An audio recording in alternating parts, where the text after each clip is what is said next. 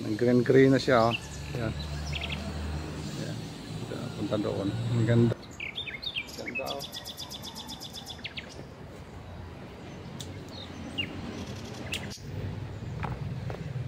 Apa, oh.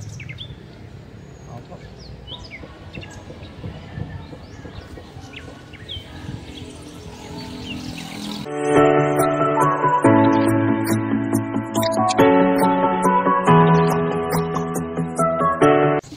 Good morning mga sa ate. Sa ano tayo, sa Budiga tayo.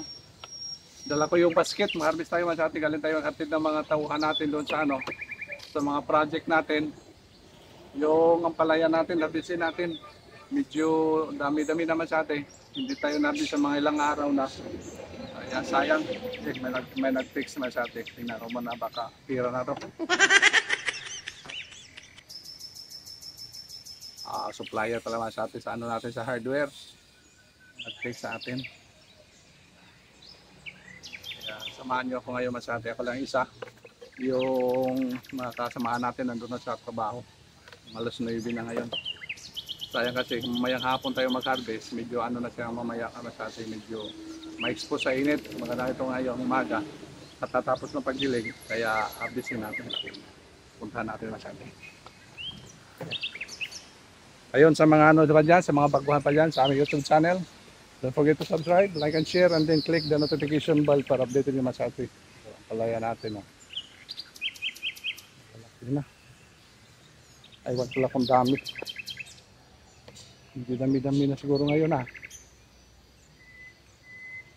Grabe yung init. Kung hindi natin diniligan ito sa atin, sigurado na ito yung ano natin ng palaya, wala na.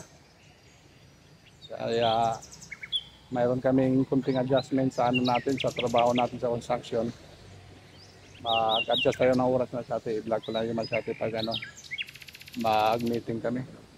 Kaya focus muna tayo ngayon sa ano natin, sa harvest ng palaya. Tingnan natin sa atin, oh. Green green na siya, oh. Yan. Punta doon. Ang ganda tingnan, ah. Lalo na siguro mas atin kung hindi grabe yung init. Maganda siguro yung ano, ang palaya natin dito. Pero so far, okay naman. Kahit ganito yung ano panahon, mayroon pa man tayo ma-harvest. Dami pa yun. Ay, mga malalaki na. Kaya sayang pag di natin harvestin. Kaya harvestin na lang natin.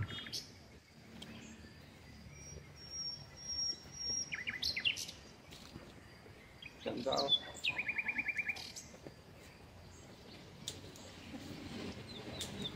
Mati ko mga ano, ito mga sa atin, malapit na ito 1 kilo. Oh.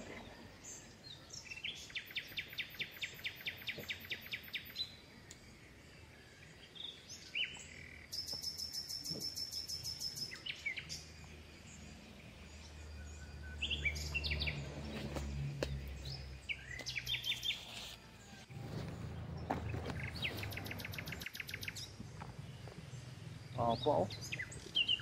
Opo. Ganda. Ganda masyado, eh. Ayos, ah.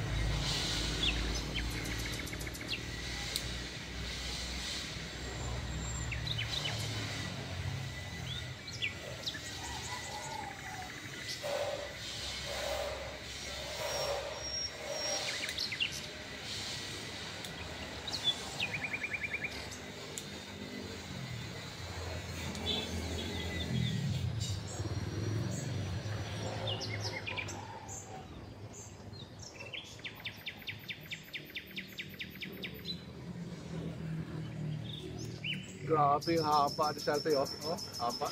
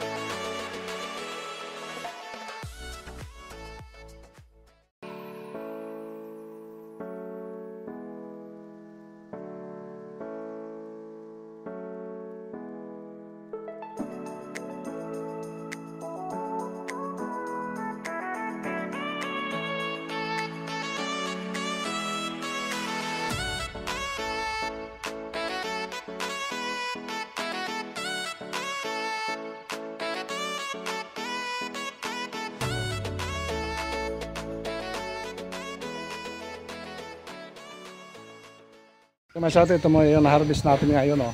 Medyo dami ito masate. Siguro mga ano to, mga 10 kilo na rin. Yan. Ang dami na yung 10 dito masate. Halos mga ilang araw lang nakaano tayo maka-harvest ay masate. Kaya pasalamat tayo sa Panginoon masate nga kahit na grabe yung init, may blessing pa rin tayo natatanggap yan. Sa paghihirap natin, palagi ito kinuha niya kasi sa ating tulits. Tuwing hapon kasi masaya siya nagdidilig, tapos kuha siya ng panggamit. Siya na lang bahala. Yan.